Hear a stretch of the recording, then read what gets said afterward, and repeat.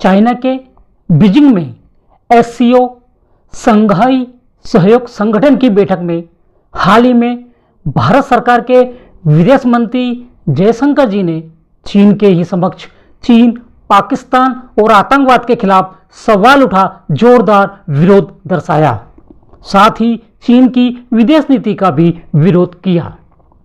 इस तरह चीन में बैठकर चीन पाक के खिलाफ आक्रामक रुख अपनाना, चीन का ऑपरेशन सिंदूर के दौरान आतंक परस्त पाक को मदद करने पर विरोध जताना, चीन पाक को लताड़ लगाना क्या दुनिया में भारत के बढ़ते प्रभाव और स्पष्टवादिता को नहीं दर्शाता?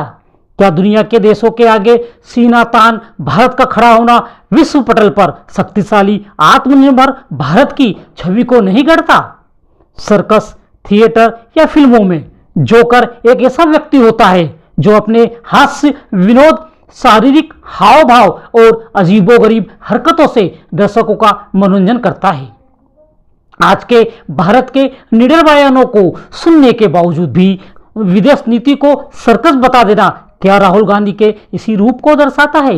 मगर एससीओ बैठक के दौरान चीन में बैठकर चीन के ही खिलाफ विदेश मंत्री जयशंकर जी का आक्रामक रूप देखकर तो यही कहना पड़ेगा, शांति शक्ति संयम धर खुद को विजय पथ पर चलाते हैं। शांति शक्ति संयम धर खुद को विजय पथ पर चलाते हैं। 140 करोड़ भारतवासी आजाद तिरंगा लहराते हैं। न झुकते न टूटते कभी हम इतिहास हमारा जान लो, न झुकते न टूटते कभी हम इतिहास हमारा जान लो। दुश्मन आंखों में आंखें डाल लड़ते फिर सूरवीर कहलाते हैं। दुश्मन आंखों में आंखें डाल लड़ते फिर सूरवीर कहलाते हैं।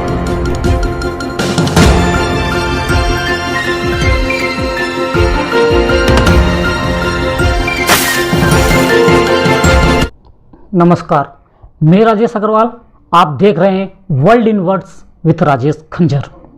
आज की सरकार के मुखिया और देश के प्रधानमंत्री मोदी जी के नेतृत्व में भारत की चौतरफा उन्नति व अंतर्राष्ट्रीय मंच पर भारत की मजबूत स्थिति देख कई देशों और विदेशी शक्तियों को अब अपना स्वार्थ साधने में खतरा नजर आने लगा है। इसलिए वह भारत के विकास की राह में बाधाएं खड़ी करने की कोशिश में लगे रहते हैं।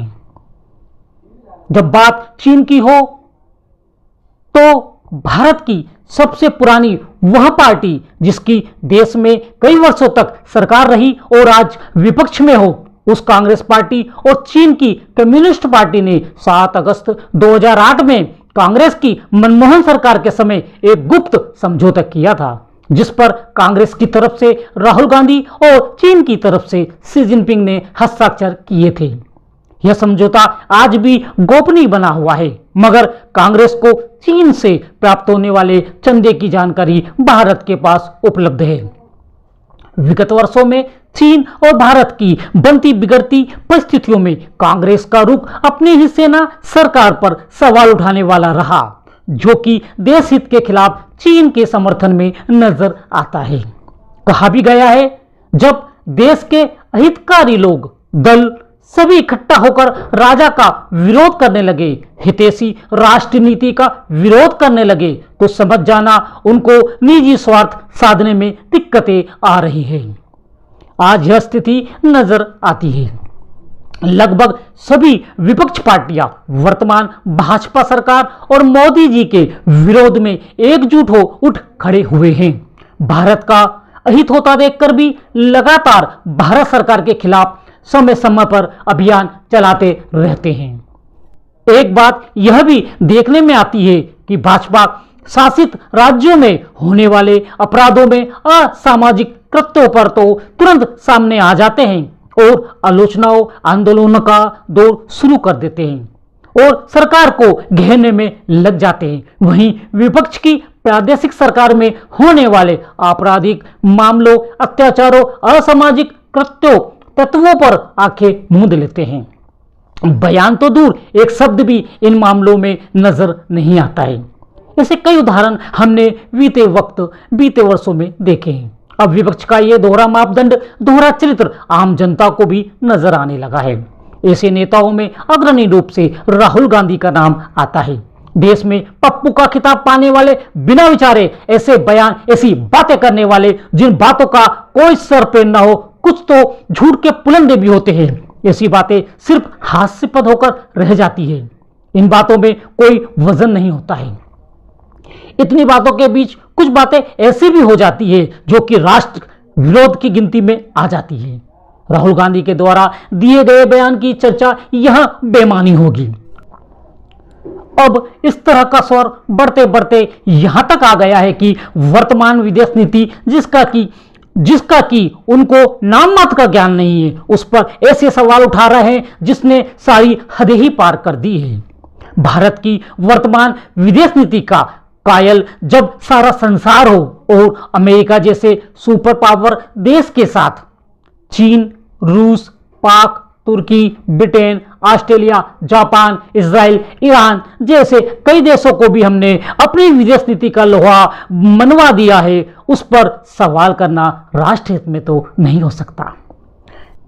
इसी सशक्त विदेश नीति के चलते अब दुश्मन देश जिन्हें गोली का जवाब हम गोलों से दिया करते हैं, उनकी सांसें गले में ही अटक जाती है। जी हां, मैं बात कर रहा हूं इस्लाम के नाम पर बने आतंकप्रस्त पाकिस्तान की।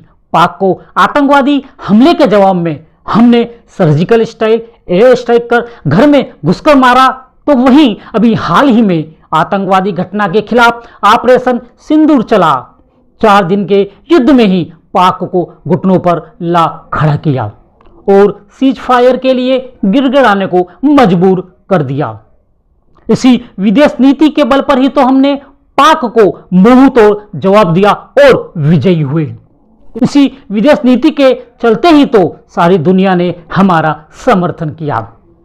अब ऐसी सशक्त विदेश नीति पर कोई कैसे उंगली उठा सकता है, वो तब जबकि चीन के अंदर ही खड़े हो चीन को हमने आईना दिखा दिया हो।